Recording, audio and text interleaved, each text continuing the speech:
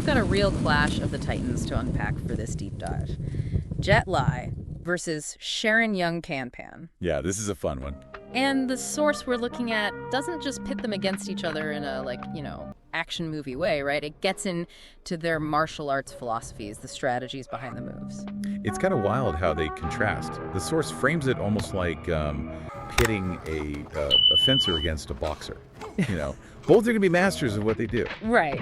But their strengths are going to come from such different places. Totally. So before we get too deep, let's set the stage for anyone who might not be as familiar with their backgrounds.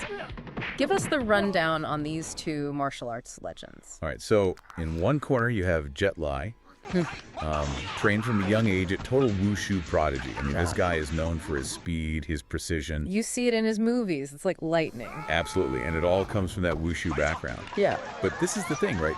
He's a global icon now, movies and all that, but the source is clear. We're not talking about movie magic here. This is about real-world skill. Okay, so serious martial arts chops. And in the other corner, You've got Sharon Yeung Pan Pan, also an incredible martial artist and actress, super accomplished. okay, so a true contender. Absolutely. The source specifically calls out her mastery of Hungar and Southern Shaolin styles, which is what makes this face-off so interesting.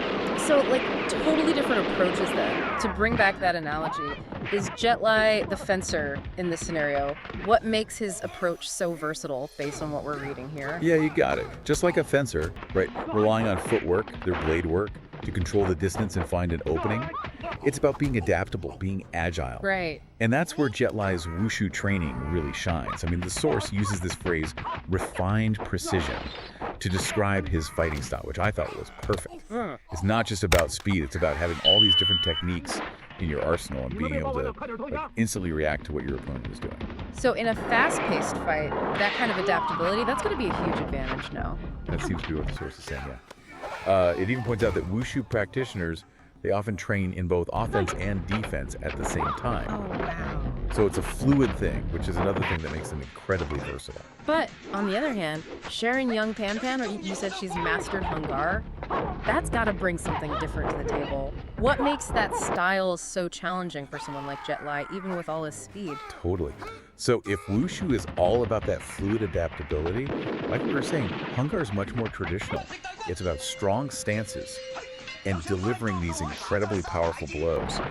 If Jet Li's the fencer, Sharon Yeung Pan Pan's the boxer, carefully placing that knockout punch. Wow, okay. Yeah, think Iron Bridge arms. It's this technique that Hungar practitioners use, and they develop incredible forearm strength. Oh, wow. Blocking and striking, it's all about force. So it's like we've got speed and adaptability on one side, raw power on the other. It makes you wonder, does the source actually pick a winner in this hypothetical? It does lean towards Jet Li, yeah. Okay. The source argues that his speed and agility, combined with that precision we talked about, that probably gives him the upper hand. But, and this is a big but, it emphasizes that it would not be an easy fight at all.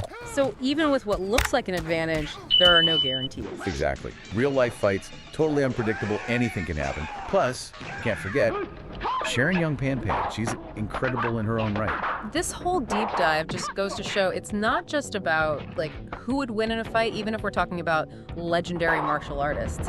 It's about the strategies, about how important adaptability really is. It makes you think. Yeah. No matter what kind of challenge you're facing, not just in martial arts, but in life, that ability to adapt, that's huge. Something to think about.